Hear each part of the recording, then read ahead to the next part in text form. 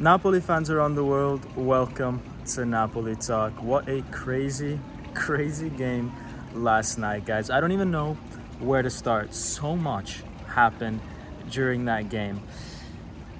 The substitutions that Conte made the difference. The new guys that have come into this team have brought life into these players, and some of the old guard have started to contribute again, such as Di Lorenzo in the second game of the season against Bologna. Now Anguissa getting his goal at the dying seconds, getting that header in, and that's something that we have not seen from Anguissa since the year of the Scudetto. His desire to get at the end of every single crosses. And actually, if we're gonna start the video speaking about Anguissa, which maybe is a little bit random, he had a poor first half. He was the Anguissa of old at some points. Basically, Parma's first goal, there was a lot that maybe he could have done more to stop the 35-meter run that the Parma player made to get into the box. Then once that player was in the box with momentum, it's always difficult for defenders like Rachmani, like Buongiorno, to make any sort of tackle, because with the slightest contact the referee would give a penalty. And that's ultimately what happened when Meret tried as a last-ditch effort to try to get the ball off him. I think it was a soft penalty, but nonetheless a penalty. I think if you give a penalty there, you then have to give a penalty to Napoli in the second half, which we didn't get, which in the end we didn't need, because the subs came on and they made the difference. And just like I said in my video 2 days ago, or some of you maybe watched it yesterday before the game, I said that Lukaku is the type of player that does tend to score on his debut. He does not need to be introduced slowly into a team. He's an impact player. He knows where he wants the ball. He tells you with his arms where he needs it.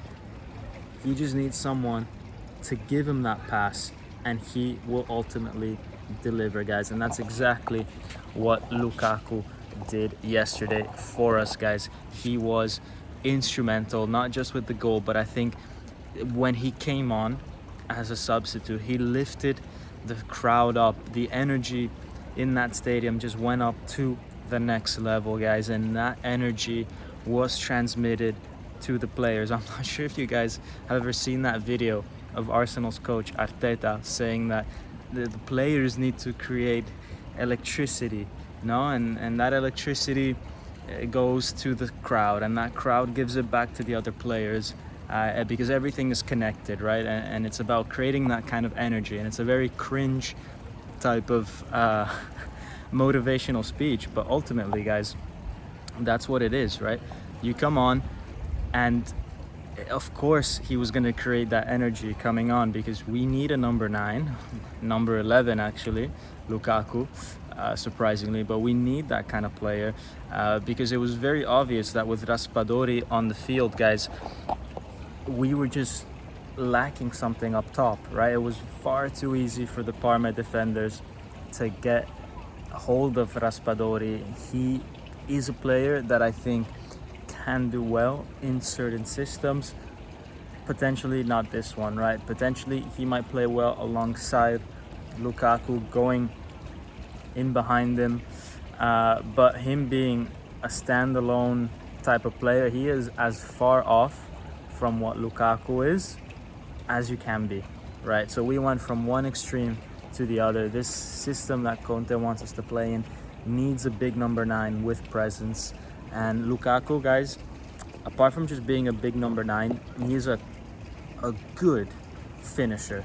He doesn't need that many chances. I know we spoke about some of his high-profile misses in the past, but honestly, if you take a look at how many goals this guy has scored in his career, over 400 goals, you can't say that he's a bad finisher, right? And it's important that I think he takes this opportunity to score a big goal in a high pressure situation just to get that off his chest, right? Because maybe the one thing that he lacks at times is being a bit clutch, right? When the stage is very important, he has a reputation for, you know, failing on that kind of big stage. But what a way to start your career, by scoring in the 90th minute, or not your career, but your time at a club, by scoring in the 90th minute, putting that aspect aside, right?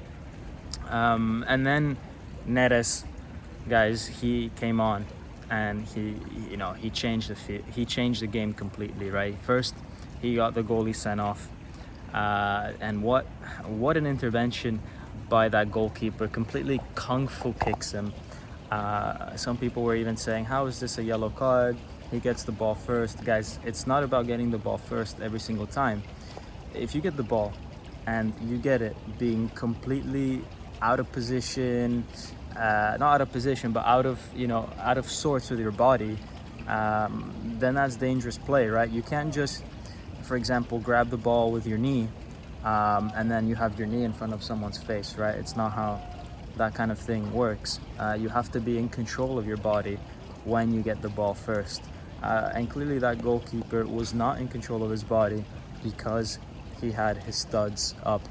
And for me, it's even more close to a red card than anything, right? So I don't know what the Parma players were protesting so much for. Then anyways, right, so that was the first thing that Neres did. Then they changed their goalkeeper, and for the first 10 minutes or so, I was very frustrated because it seemed like we were not able to capture the opportunity of someone being in goal who's not a real goalkeeper, right? Like we're not testing him. There was that free kick by Kvara, and I don't know for what reason he tried to go over the wall, up and over, trying to get that top corner. It's like, man, you don't need to, right? You can probably hit it right at the goalkeeper, and he's not gonna have the skill required to capture the ball.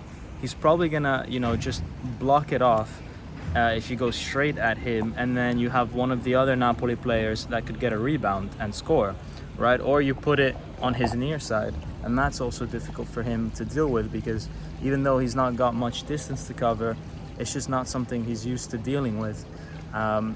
It's way easier than trying to get it up and over the wall where you're more likely to get off target, right? I just wanted Napoli to be a bit more clever with how they dealt with that situation, right? And fair play to that goalkeeper because before our goal there were 2 or 3 crosses which we made. Now he came out to get it, and he showed a bit of personality there, and I thought, wow, there's no way we're not able to score against this kid, right? But ultimately, guys, we did manage to grab a goal with Lukaku. The goalie got his fingertips on it, actually, which is, again, impressive in my opinion. And then in the final seconds of the game, Neres down the right-hand side puts in a beautiful cross for Frank Zambo Anguissa to put his head on. And it's that sort of desire that we want to see, right? And I wonder if, it's also because we bought these 2 new midfielders, and it just maybe put a little bit of fire back in Anguissa and Lobotka, even though, to be fair to them, it's already the 3rd game of the season, and all 3 they've been playing well. But I think they knew coming into the season that they had to turn up a gear, especially Anguissa, because there was always that rumor of new midfielders potentially coming in, and they want to make sure that they keep their place in the starting 11, guys. And then finally, right, there was that incredible save by Meret, those reflexes by our goalkeeper which saved us, because it would have been maybe worse than a defeat if Parma had scored the equalizer. You've just done so much to get back into a game.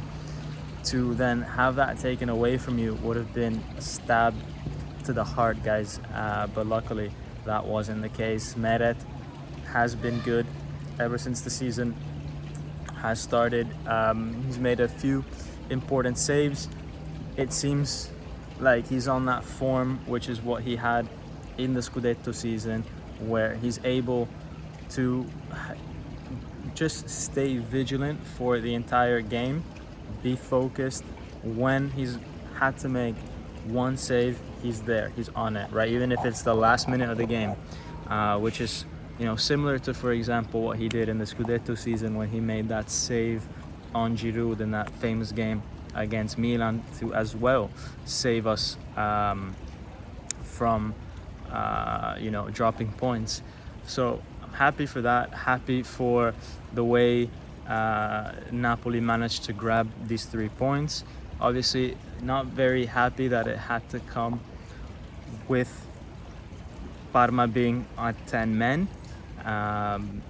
Ideally we would have made our lives a bit easier, but Parma has been a revelation this season, getting 4 points in their first 3 games against very important opposition, right? They've played Milan, they've played us, and they are a dangerous team, coached by a very experienced guy, Pecchia. It's he's maybe not got the most number of managerial starts in Serie A, but some of you guys will remember that he is Benitez's second man. He was with Napoli under Benitez, learned from some of the best coaches, so he knows what he's doing, right? He's experienced in his own way. And this Parma team, I think, are going to be a revelation this season, guys. In terms of player ratings, I think everybody played somewhat decently. I would say that Meret, I would give him a 7 for that save, maybe even a 7.5. Oliveira is someone that I think let me down a little bit today. He was subbed off at halftime, just didn't offer that much going forward, and could he have done more to stop the cross coming in when Parma hit the crossbar in the first half? In the end, it wasn't anything that affected the scoreline, but still, the defenders played decently. In fact, Buongiorno even hit the crossbar, so he's a real presence up top as well as at the back. I'll give them Rachmani a 6.5 and Buongiorno a 7. Dilo today had a bit of a more quiet performance going forward, but I think that was the plan, right? That was always going to be the case because Parma hit you at the counter. That's exactly how they hurt Milan in the last game, and so I think it was a clear instruction by Conte to not go so far forward, and so we didn't really see that much of Di Lorenzo in the attacking third, and so he I guess played a bit more of a traditional defender role. Mazzocchi, he was actually instrumental today because it was his pass to Neres which got the goalkeeper sent off. So for me, 6.5. He's putting in really as much as he has in his tank. Spinazzola, great assist for Lukaku. I thought he came on and offered a bit more going forward than Oliveira. So for me, he gets a 7. Then Politano, for me, he had a strange game, right? I thought it was a game with a lot of sacrifice, a lot of quantity, tracking back. But then he lacked that final pass or that final shot. There was a moment where he took the ball from his own box all the way forward, skipped past 2 or 3 players, then cut inside to the middle and had to make a very simple pass, and he screwed it up. So he did all the hard work, and then for the pass he screwed it up, or he had that shot that went way above the crossbar. So for me, there's always something missing with Politano, but a lot of quantity in his game. I'll give him a 6. Neres came on, changed the game.